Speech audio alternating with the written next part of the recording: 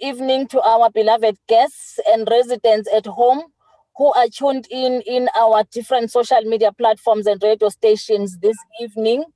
Most of the areas are dark this evening. It's also dark where I am. I am connecting from the car because I am attending a meeting.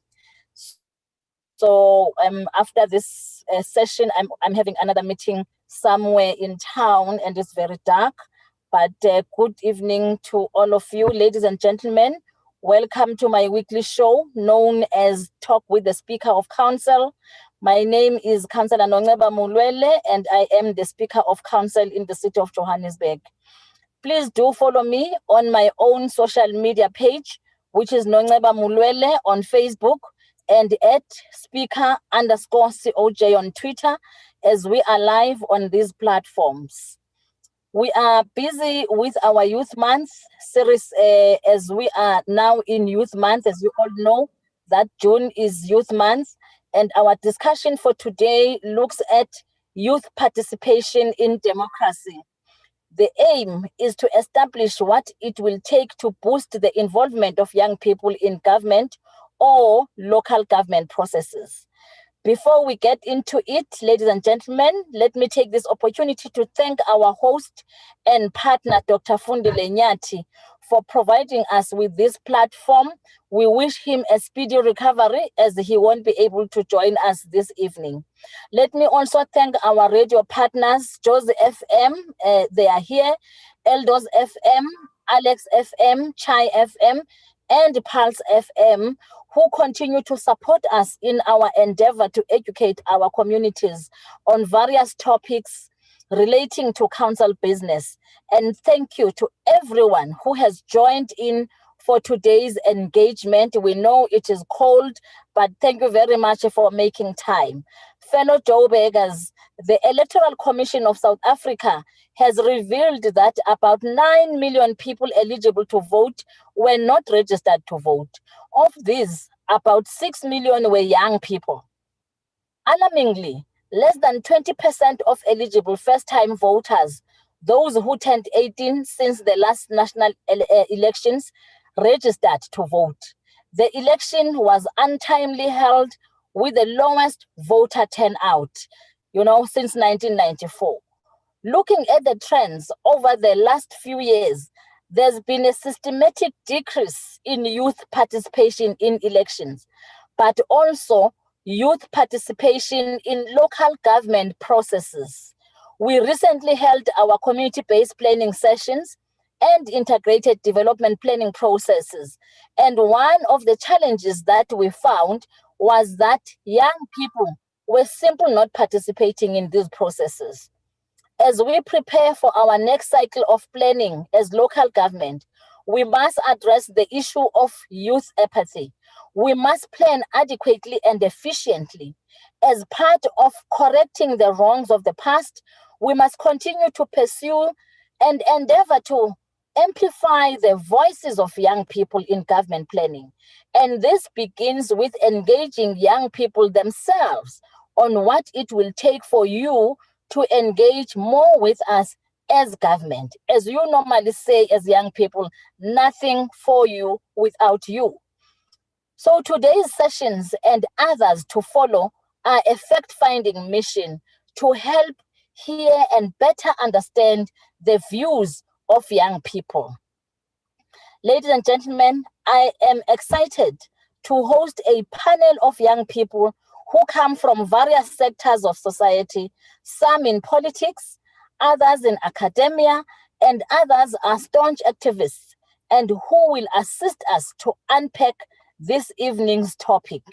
So this evening, we are joined by Dr. T.K. Powe, who is a senior lecturer at the Wits School of Governance, and will share with us the research or academic findings as it relates to the involvement of young people in democratic process, especially those of local government. I'm not sure if it is Dr. Powe who is represented, but a person who is representing Dr. Powe will then indicate and also introduce herself.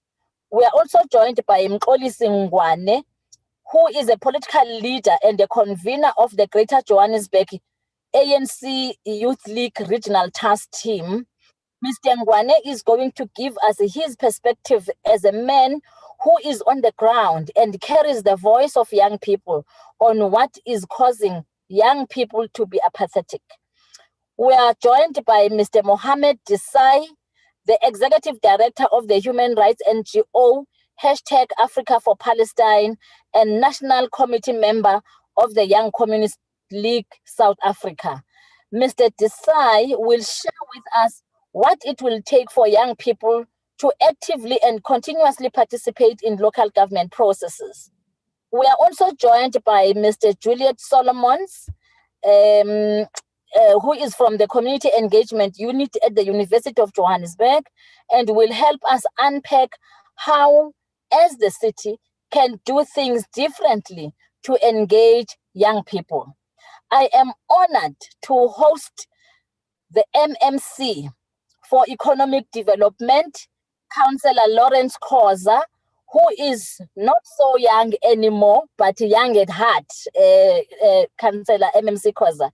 But I thought we could not have a discussion and not include the work that he has been doing as it relates to youth, not only in your department, but in the city at large, especially around youth cooperatives. MMC, thank you very much for joining us today. I am delighted at your presence.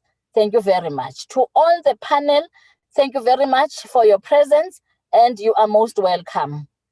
Ladies and gentlemen, before I hand over to Mushe, who is my partner from Jozi FM, and who is also my co-host today, let me start with Dr. TK. Dr. TK is here.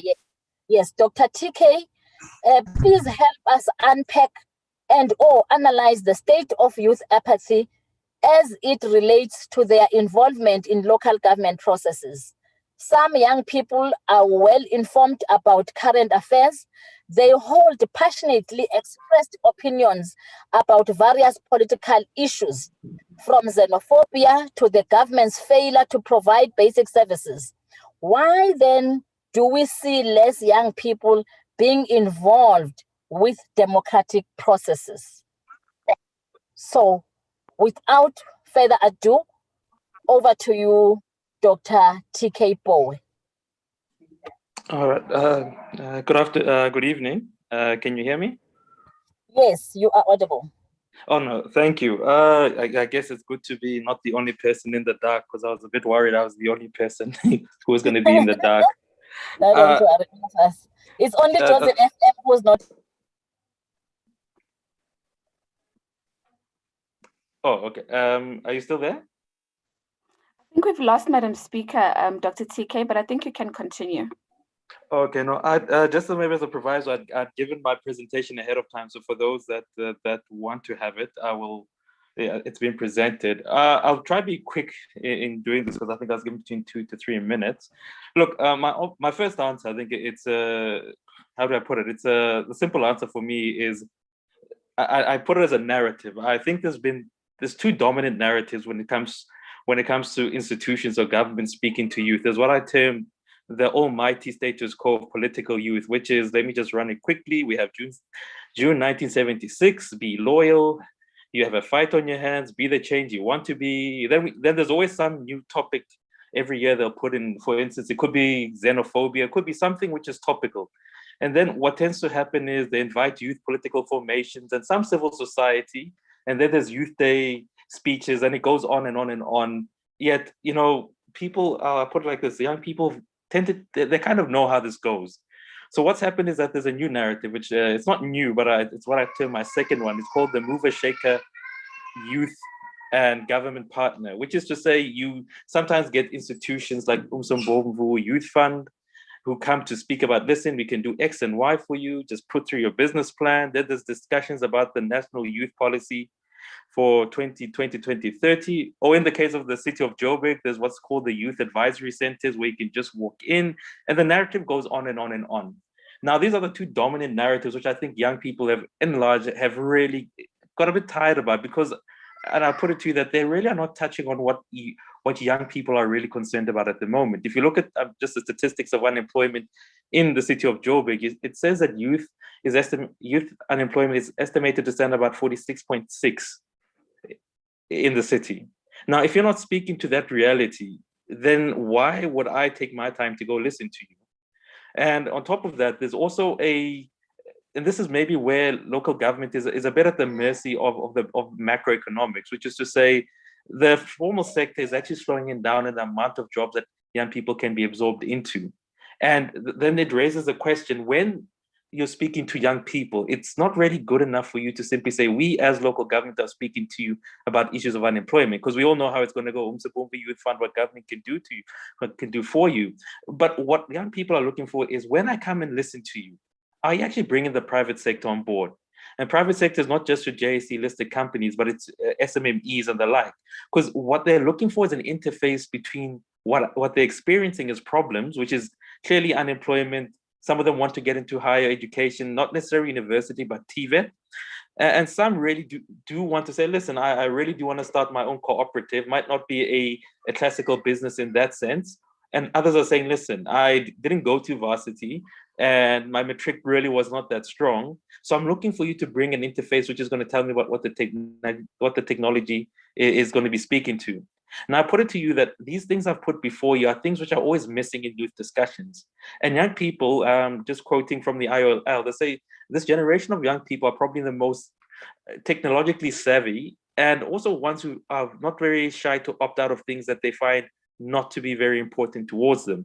Hence, and I think the MMC council sort of touched on it, hence they can afford to say, listen, you as government, you can go on speaking in those little rooms of yours. You can come to our communities and pretend you're speaking to us, but then all we know at the end of the day is that you're going to speak about your politics, not our situation, and they will simply then just ignore you.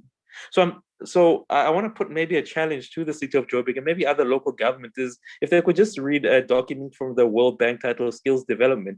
It speaks about 5 things which you need to do when you really want to engage the youth. And here I'm speaking from 16 all the way to 35, because I think that's a really healthy mix of people you can really speak to.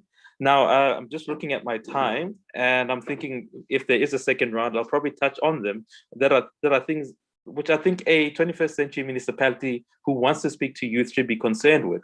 I think they should move away from the traditional 2 narratives I've spoken about, which is, yes, you speak politics, but it's politics that concerns you, not necessarily young people.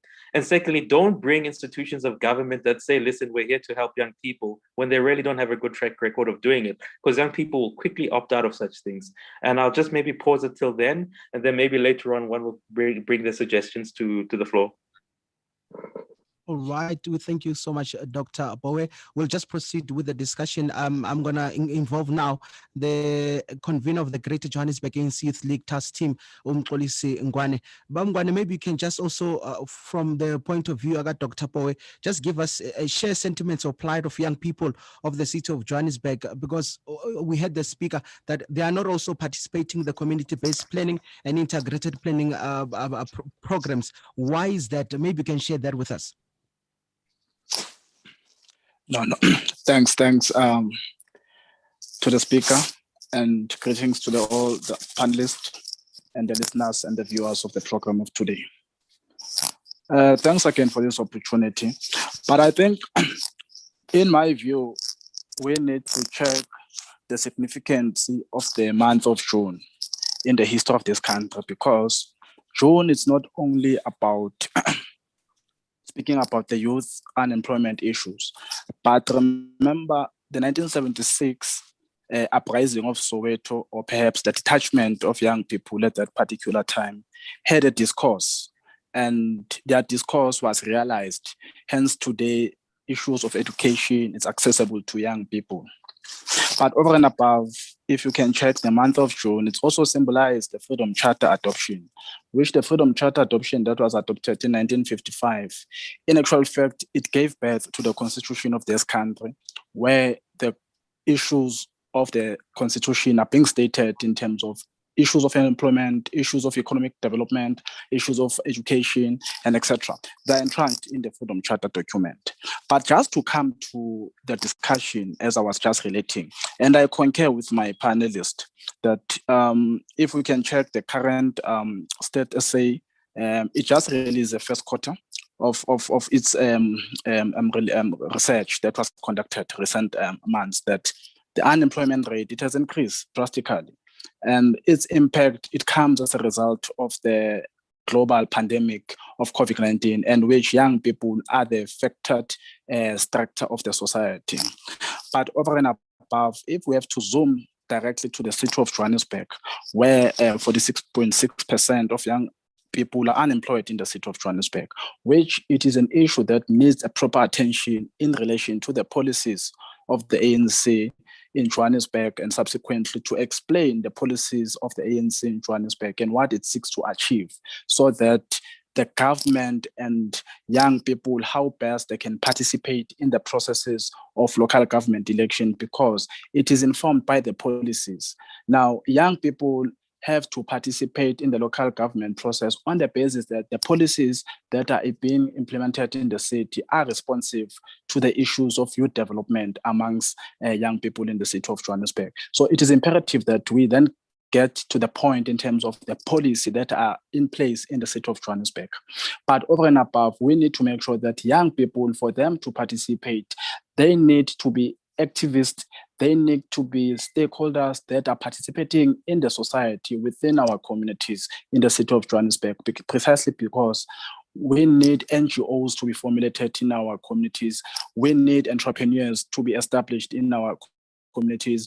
We need academics to be able to shape the discourse of the policy in the city of Johannesburg. So I think it's where we need to start as young people, precisely because what is happening in government, it should not be a by the way process, but it should be an extensive process that young people, from the inception of the policies, young people must participate so that they can be the champion of those policies in the city of Johannesburg. So I'm coming from that point of view to say the lack of participation of young people in the processes of the IDP community-based processes, it is because young people are not at the center of the policy formulation in these processes. Therefore, we need to then make sure that the consultation and the public stakeholders engagement amongst young people in the communities needs to be advertised, needs to be showcased, so that young people can be active participants in the policy formulation of the city of Johannesburg. I think that's where we need to start. But in my conclusion is that the issue of unemployment amongst young people in the city of Johannesburg, it is a result of lack of economic opportunities. Now, when we are referring to the lack of economic opportunities, we are saying the bottlenecks and the red tapes within the city of Johannesburg for young entrepreneurs to participate in the economy of the city, it becomes difficult. Now, you would have young people who are despondent in the space of business. You have young people who are despondent in the space of academic background. You have young people who are despondent in a space of job seekers. So those are the commanding factors that actually they contribute to young people losing faith in the processes of local government election and subsequent national election. So it is imperative that public communication engagement should always take place. Young people need to be taken into confidence around the policies that are in place in the city or even in the province in order for them to be participants and active contributors in terms of the policy that are going to be governing in the next 5 years. Because remember, the policy formulation of the city is going to run for 5 years. But over and above, the IDP run 12 months, so that in that process of the financial year, 12 months, young people need to contribute in terms of its policy position. So those will be the first bite that I will want to introduce, in adding to my colleague in relation to the lack of participation, is to say young people have to be active participants in the policy formulation from the onset of it. Thank you. We thank Mr. Mxolisi Ngwane on his opening remarks as part of the discussion for this evening, as we are looking at the time as well. On our side, let me just quickly involve Mr. Desai. He is from an NGO, and he's the executive director of the Human Rights NGO. Mr. Desai, let me put you in with what will it take for young people to actively participate, and what should government be focusing on as we are discussing this important issue of youth participation in the democracy or in the local government? Thanks so much, and thanks so much for having this session. I think that there are two things. The first is that I am getting old, and so therefore all I can do really in this small input is to share my own personal experiences, but rather than speaking authoritatively on behalf of young people. I think that part of the issue that we face is that voices of young people, particularly the formative voices, 16 to 25, for example, need to be provided more space, including by people like myself, who are more in the over 30 category. I think that there are two elements, and the one is the greater push, and this is the best message that I think I can convey to younger people that are wanting to get more involved in both local government, but also more generally in political activism, in social justice activism, is to push and to push ahead, and and that you need to carve out your space. Nothing is going to be handed out to you, and it's not anybody's obligation to make it easy for you necessarily. It would be a wonderful case if we had that, but don't be despondent because of that situation. The second is that I do think that the city of Johannesburg, in the various years that I, for example, in the last 10 years or the last decade, that I've been involved in social justice activism, one of the really wonderful elements in the way in which the city of Johannesburg has been governed, including the office of the speaker, is that there's always been an openness to engage with young people, not necessarily as young people, but as people. And I think that this is an incredible empowerment position, where when you enter the speaker's office or you enter a meeting with the mayor of our city, we are not necessarily reduced to a minor category, but we are spoken with and we are spoken to as equals around that table. And I think that on the one hand, whilst I'm commending the city of Johannesburg for engaging with people that may perhaps be young in age, I think that this is one message that our speaker perhaps can take to other facets and other spheres within government. This openness, firstly, and creating the necessary conditions for young people not to be intimidated to enter those spaces, but when we do enter those spaces, that letting go of any patronizing sort of position is welcomed and has been beneficial to many of us young people who entered that terrain. Thank you so much, Mr. Desai, for those opening remarks and your contribution to this evening's discussion. I'll quickly just want to, before we leave, involve the MMC for Economic Development in the city of Johannesburg, Lawrence Khoza. MMC, thank you so much for joining us this evening as well.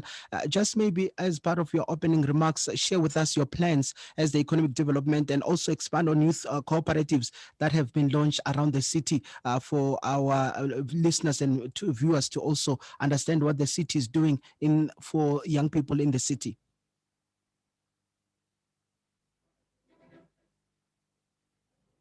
I'm not sure if we have the MMC there. I'm not seeing MMC. Let me see. Do we still have the MMC Khoza? He might have been kicked out, Moshe. Perhaps we can speak to Ms. Juliet Solomons. Okay, Ms. Juliet Solomons, let me just involve her. Thank you. All right, MMC, he's back. Thank you. Okay, MMC, I'm not sure if you heard my question. Do you want to proceed? No, thank you very much. Yes, I'm ready. Sorry, man, and the network is bad this side. I was worried until the speaker spoke in darkness, so I realized that I was not the only one. Of course. But it's no, thank you. motion. Mhm. Yeah, you can proceed, MMC. Thank you very much.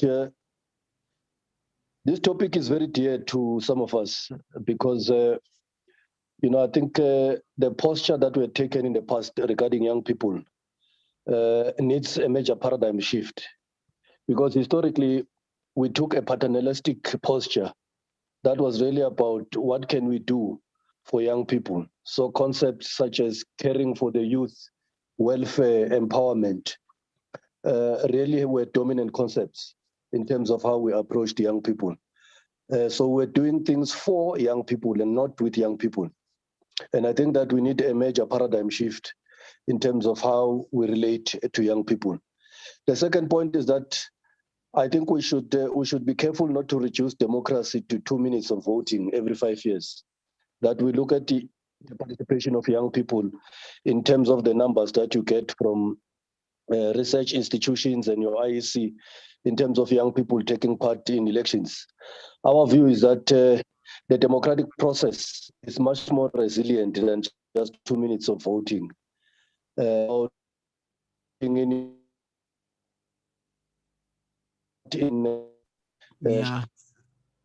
seems like the MMC has a bit of a challenge there. Mhm. Taking part in our cooperative. So we think that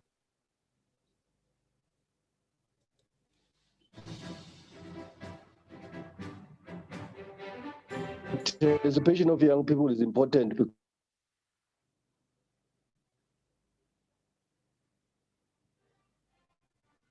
MMC Khoza, you can proceed. Okay, I think we are having a bit of a challenge there with the MMC. So we think that.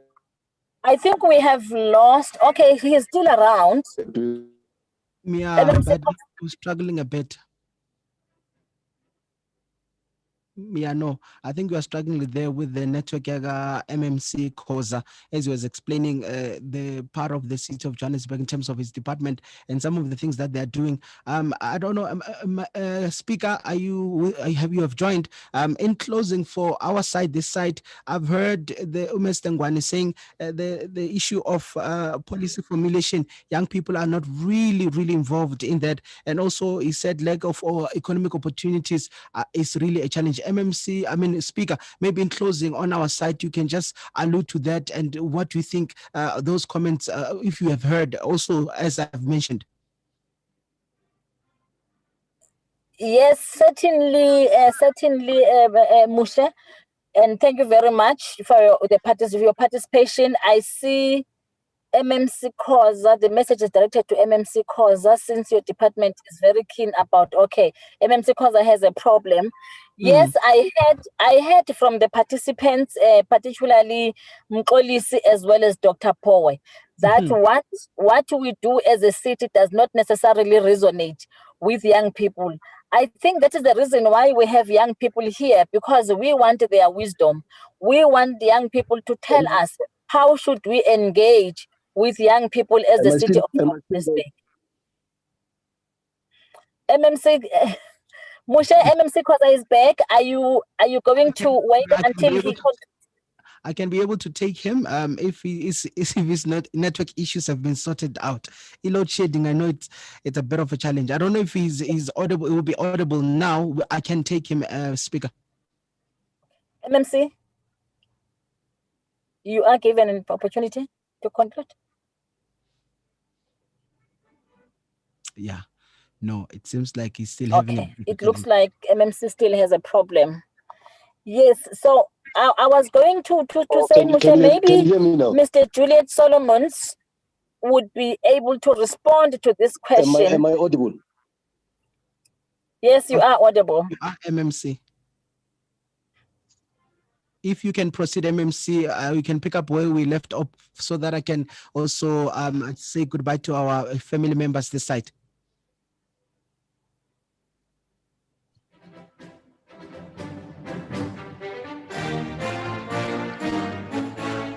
Am I audible now? Am I audible now? Yes, MMC, you are. You can proceed.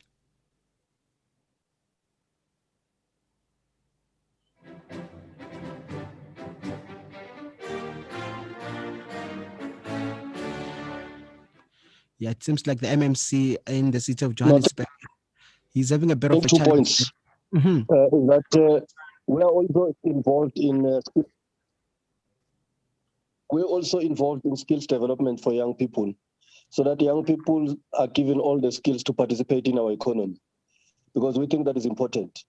Maybe the last 2 points. One is that, there is nothing inherently wrong with the young people seemingly not involved in politics and other democratic processes. Our view is that it's because most of them do not see what one might call the democratic dividends of our new South Africa. So the responsibility that we have as political leaders is to create economic opportunities, to create all opportunities so that young people take part in our economy. Because we think that when young people can see that their lives are better in this democratic dispensation, they would necessarily take part in our democratic processes. So I don't think it would be correct for us to ridicule young people as people who are not interested in our democratic processes. I think that people should see the democratic process as fair. People should see it as based on merit, and it should create economic opportunities on merit, as opposed to that what some people are alleging is happening now, that they do not get these opportunities. So for us as the city of Johannesburg, indeed our belief is that we have to create economic opportunities for young people in the form of cooperatives, in the form of SMMEs, but also provide skills for our young people. And we urge our young people to visit all our opportunity centers in all the regions where they would be given financial and non-financial skills, because we think that those are important. By way of conclusion, Chair, our view is that we need a paradigm shift. We need to go away from this idea that young people are supposed to be created in the image of those of us who are not young anymore, that we need to create opportunities for young people. We believe that young people should assume leadership in political parties, in civil society, in NGOs, in the economy, so that they are better able to craft a future that really belongs to them. Thank you very much. MMC, while I still have you, maybe you can take this opportunity to also share some of the youth cooperatives that have been launched around the city. Well, we've been very excited about major cooperatives that have been established in the city, because what we've said as the city of Johannesburg is that we procure many services, and there's no reason why we do not use those opportunities to support young people. So we have cooperatives in waste management, we have cooperatives in dealing with crime in the city, we have cooperatives in energy, we have cooperatives in arts and culture, and we believe that these cooperatives are important for young people, because it's frustrating for us to go around, see young people who do not have much to do in terms of participating in our economy. Maybe the last point is to say that all is not lost, though. I think we've seen through the fees must fall and young people fighting for their rights in high schools, that young people are not necessarily apathetic. I think that they are increasingly taking charge of issues that are peculiar to their needs. And we think that that should find space in our politics, in our democratic structures, so that young people are involved. But cooperatives are not the only tool that we use. We also want to see young people establish SMMEs. We also want to see young people establish big companies. We also want to see young people at the center of what we call the fourth industrial revolution, because that really is where young people are most skilled in terms of taking our country forward. Thank you. All right, that was the MMC of Economic Development in the city. I think I can also invite Ms. Juliet Solomons that she can tell us about the city, what the city can do differently to encourage young people to become active citizens in the city of Johannesburg and in South Africa as a whole. I don't know if she's able to hear me, Ms. Solomons. Good evening. I heard the second half of your question. Can you please just repeat the question, because the connection's really been bad? Mm-hmm. I was just alluding to say that what is it that the city can do differently to encourage young people to become active or engaged in being active, those young people that are going to engage in the democracy? What is it that the city needs to focus on in doing differently from here onwards? Okay, I think from a UJ perspective, the city has certainly engaged and connected with students in a noteworthy way already. But as you've alluded to, there's always room for improvement in that regard. I think it's important that the city is cognizant of the myriad of challenges that young people face, and this is an emerging myriad of challenges, such as mental health issues. The fact that the fallacy of entrepreneurship for young people, considering things such as the minimum wage, free education. I think it's very important that these type of issues are considered in a meaningful way, because these are the real challenges that our students are faced with. And I think the current programs that are in existence, they serve that whole creation of making sure that students understand, that young people understand that good citizenship, public participation, civil participation is important. But I also think the point that previous speakers alluded to when they spoke, when they mentioned the fact that young people need to be involved. It's important for democracy, particularly that young people are involved in the decision-making process and policy formation. Something that is very important because it creates that civil voice, and I think safeguarding the inclusion and participation of young people into the structures and processes of local government, particularly because local government is the sector and the sphere of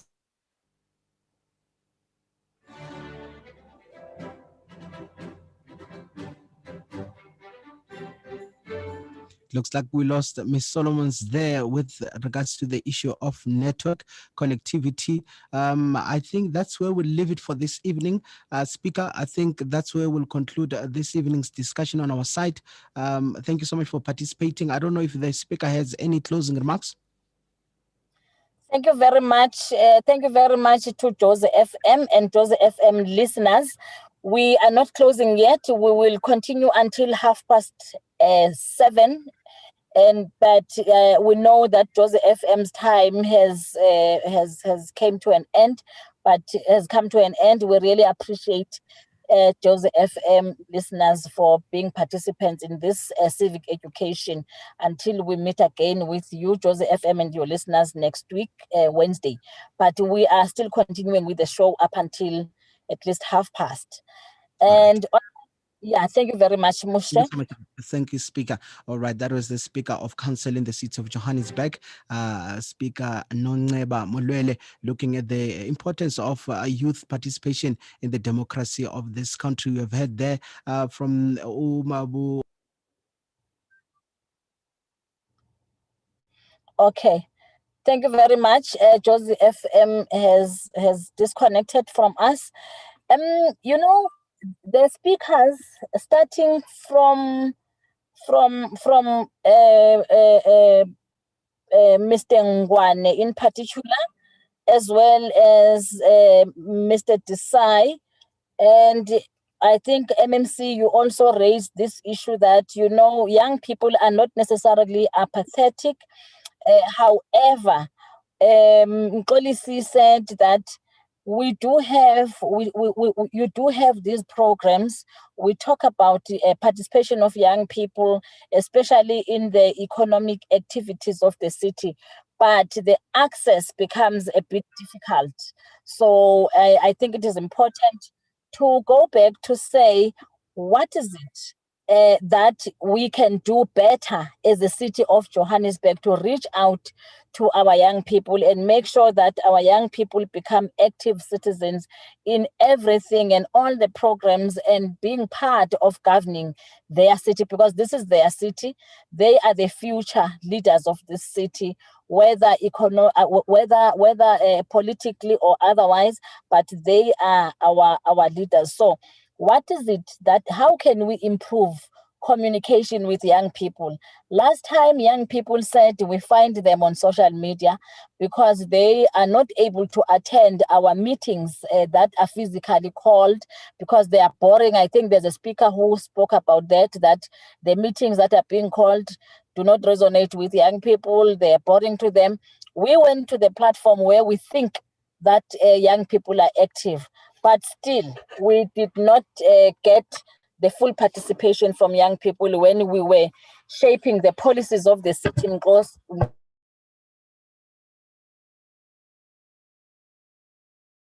that you spoke about. We are young people as how best we can improve as the city. Maybe let me go back as also part of the closing remarks to Dr. Bowe, and Mxolisi will follow as such. Oh, okay, no, thank you. Thank you, Councillor. Look, I think maybe I'll just take a different spin on this by saying I think sometimes the narrative starts from, I think look, youth suffer from the same thing the rest of the populace does. I don't think there's anything inherently different that they suffer from, that if you don't have proper political leadership that understands the problem of the day, and here I'm speaking about economic development, because I think throughout this discussion, and I did, this is why I wanted to raise it front and center, that there's a narrative which says government is supposed to be playing in the space of economics. And in truth, I think that last 2 decades, if anything, have shown us that government is not supposed to be the provider of economic opportunity. It's supposed to set the playground. And that's why I said, in these discussions, where are the banks? You know, where are the financial services? Where are the seed funding of institutions? Because I think if the thing is, and I go back to the point, I'm not going to invest my time in something I know is going to be a waste of my time. And I think young people, unfortunately, over the last 2 decades have been, as I said, they've been given the two narratives, which is politics, and then sometimes there's something about economics there. And they know that it doesn't work, so they're not blind to that. So I think rather than saying, look, let's go find them where they are, the issue is, have we actually looked at the programs and the policy direction of the city? And is it actually answering their critical questions? That's why I put it in my presentation that, listen, when we say unemployment, what exactly are we speaking about? Because until we really get it down, and here, this is where I'm a big fan and proponent of saying, is the city actually using big data to target, as in to actually know what's happening in each and every ward? And I know they're going to say, but look, you're asking for something quite big. And this is why I say, are you even using your universities around the area who are actually playing in the space of being able to tell you, listen, these are the predominant feelings? Because I know, for instance, in the Wits School of Governance, we've got a center which is actually looking at how do you get ICT to actually be able to embed and to actually understand what's actually happening at the local level for certain issues. So I think for me, it's an issue of policy formulation and actually answering the question. If the city actually understood the question they were trying to answer, then the natural outflow will be the programs get there. And when the youth or any individual see that, listen, the city is actually on par in the question they're answering, and it's actually speaking about my bread and butter, I guarantee you they'll be there. But if they come to platforms where they know the first word that's going to come up of any politician's mind is, here, I'm here to help you, we know what the situation is, they're going to know, oh no, here's another one thinking they know when they've had 2 decades to try to prove that they haven't. So for me, I say, let's go back to the drawing board and actually say, what is the question we're trying to answer when it comes to unemployment? What are our shortfalls? We know the city does not play in macroeconomic policy. Maybe they should be actually lobbying national government to say, listen, when it comes to special economic zones, maybe Joburg is a bit different, and then we need to actually think differently. As in, do something which shows that the question is being answered. Let's not go on with the 2 decades recycling of what we think is happening. And I'll probably just conclude it there without monopolizing space, Councillor. Thank you very much. Thank you very much. Maybe before we go to the next panelist, can we get the comments from our viewers and our followers? I see on the chat group, there's also some questions that might need to be responded to by the panelists. Nhlaka or Sfiso, is Sfiso here? I know Sipho is not here today. He's not feeling well, and speedy recovery to him. Is Sfiso here? Can we just get a few of the comments from our listeners and viewers? Okay, Madam Speaker, I will take the questions and the comments. Sfiso seems to be locked out. There are quite a few. So let me start with the first one. It's from Victoria Mamarikane. She says, how do I participate to these types of meetings? Port Lamini says, fantastic show. I'm truly honored to be listening on Josie FM and watching on Speaker's Facebook page. We need to have more strong youth programs that will encourage us to vote and believe in our leaders again.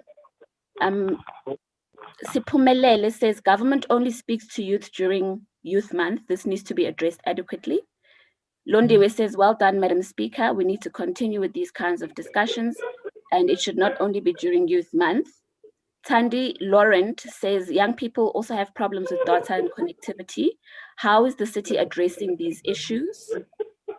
Temba Zwane says, speaking of youth not participating in local government, it's also because today's generation is not fully educated about voting and how it will impact them. Luta Donzika says, I've just joined the discussion online. How refreshing that the city is engaging young people in this way.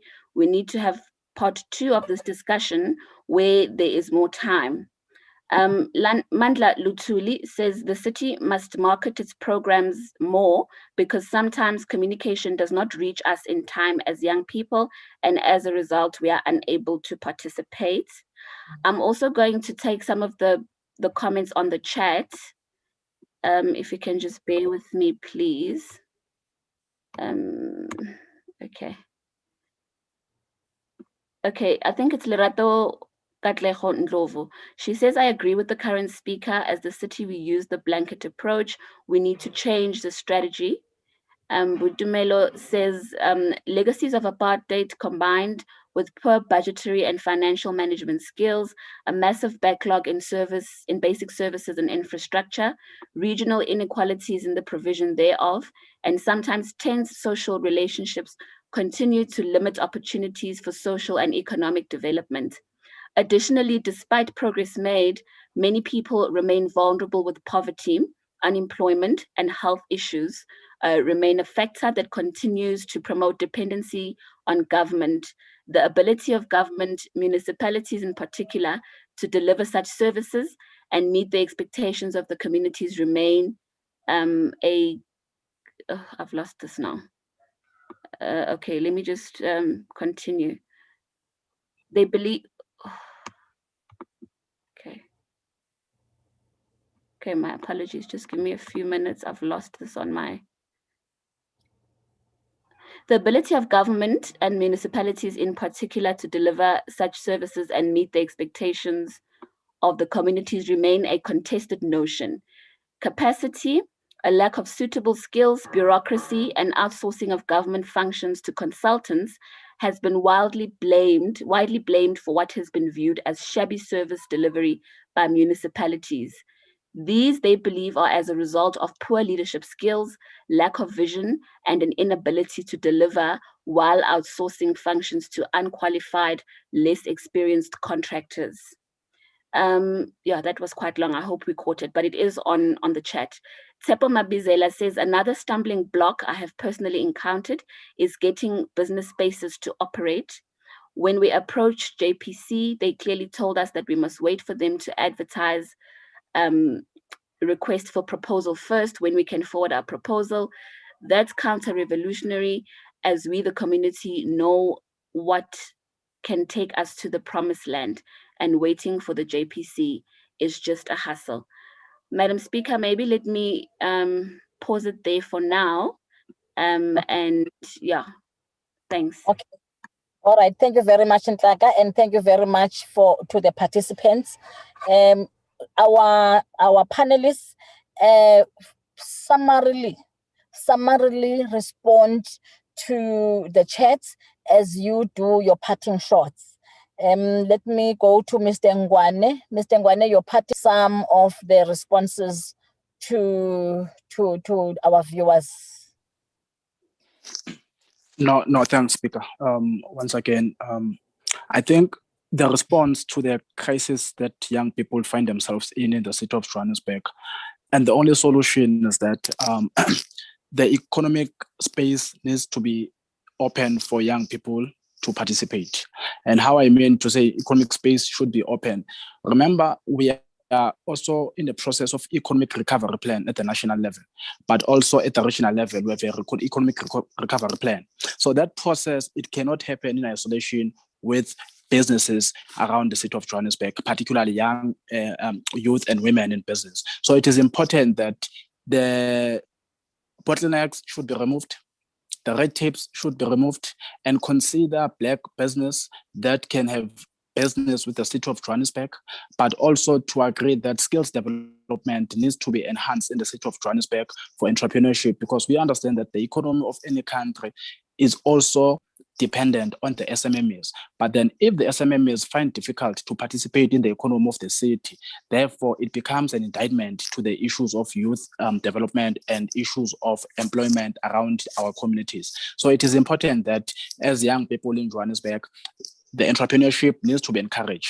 Also, the mechanism for young people in business should be open for them to undergo the processes of business opportunities. But also, we must agree in my conclusion that the city of Johannesburg has recently approved the budget, and that budget, it needs then young people to take advantage of it in different departments and in different utilities in the city of Johannesburg, on the basis that each and every budget allocated to the entity, young people in business must try and find space in terms of their participation in business in relation to those departments. But over and above, the city of Johannesburg recently approved a budget for the youth directorate for the city of Johannesburg. Because of the youth directorate in the city of Johannesburg, it is also a body that's supposed to then speak to the issues of development around young people. So it is important and imperative that the youth directorate and its budget being allocated, it needs to be now in action. That youth directorate, it needs to be established so that young people take advantage in terms of that mechanism that seeks to then address the issues of young people. But then in my conclusion, the issue of the economy, we need the private sector also to contribute in the city of Johannesburg. I mean, we have all the white business establishment in the city of Johannesburg. You can go from banks, you can go from manufacturing industries in the city. So we are saying the economy, in order for it to grow, we need the private sector that will be then galvanized by the city of Johannesburg to be the strategic partners. All right. No, thank you. Thank you. Thank you very much. I want to give an opportunity to all the panelists too, because we have to close. We are left with 16 minutes. Sorry to cut you there, Mxolisi. I know that you are very passionate about the issue of young people. No problem. Thank you very much. Let's hear from Mr. Desai. Mr. Desai, just 3 minutes, please, on your parting shot. I think for me, as an activist, and how to bridge the gap between civil society, youth-led formations, and the city, one is firstly, of course, I think I agree with the other panelists that representation within government structures is important. But secondly, is for government officials to also join young people in our struggles, in coming out to the picket lines, attending our events and activities as a form of support, but thereafter also taking the word from the streets into the state, of course, in partnership with our own youth representatives that may be in those structures. Thank you very much. Thank you, Mr. Desai. Let's go quickly to Ms. Solomons. Your parting shot there, Ms. Solomons. Is Juliet still around? Okay, she's not around. MMC, your concluding remarks. We also do apologize to our viewers. There's someone who says you keep on deleting our messages. We have not deleted any messages. So if your messages have been deleted by mistake, we do apologize. So let me hand over to MMC to wrap up and also include the questions that we asked MMC, if you can, on the chats as well as on our platforms. No, thank you very much, Madam Speaker. You know, the democratic journey is never final. So we all struggle to perfect the democracy that we want to see. So every effort that we've made to date may not be sufficient in terms of including young people into our economy.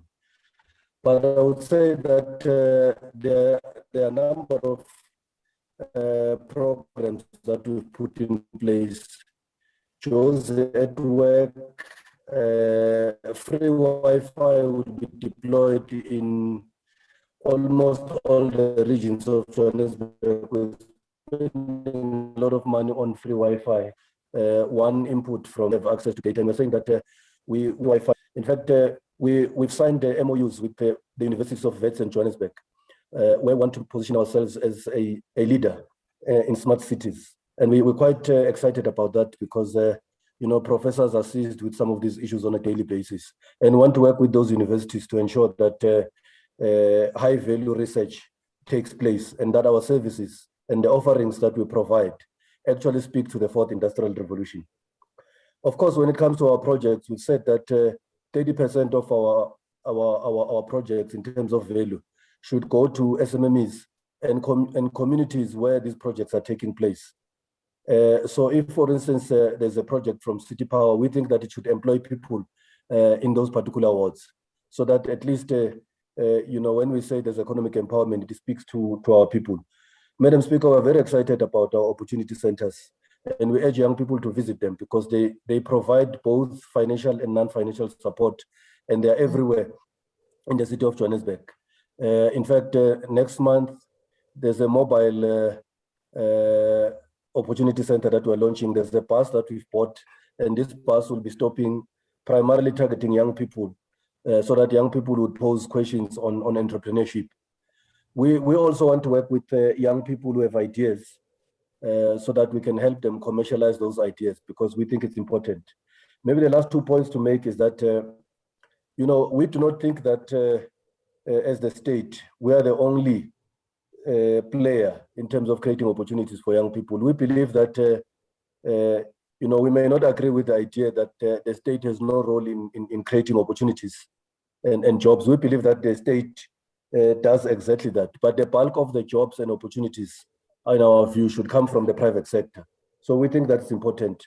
Our EPWP is garnering pace, and we are attracting young people to ensure that young people have all these job opportunities. They have all the experience they need so that they can continue to take part in our economy. So all these measures, Madam Speaker, are important in terms of including our young people. Maybe the last point to make is that we are concerned as the city of Johannesburg that economic growth for the majority of our people remains a rumor. A lot of people feel that things are happening in Yosemite and Rosebank, maybe the real estate adventurism in that part of the world. But we want to make sure that economic opportunities are brought closer to our people. So if you are in Lenasia, you are in Rivoli, you are in Soweto, Alex, Ivory Park, we think that over and above providing housing and infrastructure, bulk infrastructure in those areas, that we need to bring economic opportunities in manufacturing, in real estate, in retail, to those people, so that those centers begin to realize economic life. So these are some of the measures that we're putting in place, Madam Speaker. The last point is that, of course, through the office of the Speaker, we wanted to see stronger voices from young people when we're finalizing our budget, when we're finalizing our IDP, because we think that these processes are meaningless if they do not speak to all the sectors of our society. Thank you. Thank you very much, MMC. Thank you very much to all our panelists. Thank you very much to all our listeners, viewers, followers. Time is really an enemy. isiXhosa sithi ixesha lutshaba. We really apologize. We know that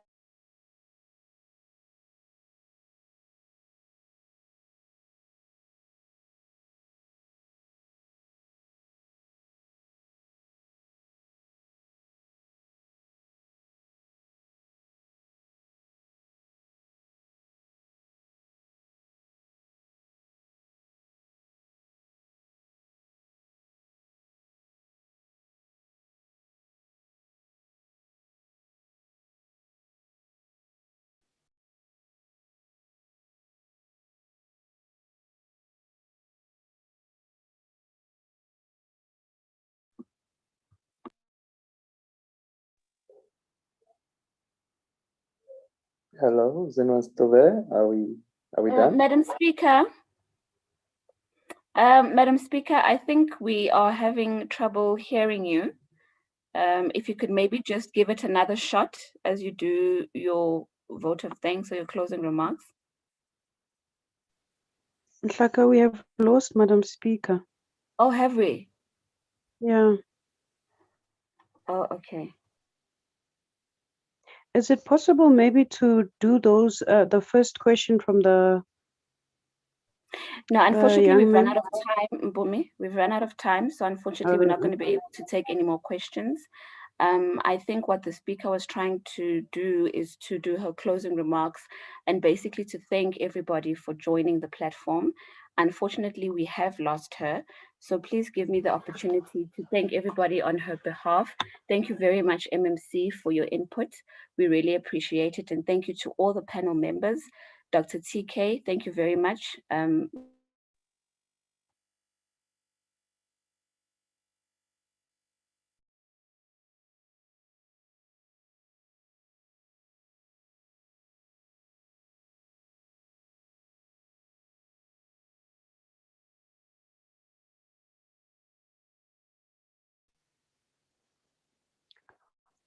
Sorry, can we please use the online register to fill in our details so it can allow us to keep a database of our stakeholders and our young people so we can engage with them on other further engagements. Thank you so much.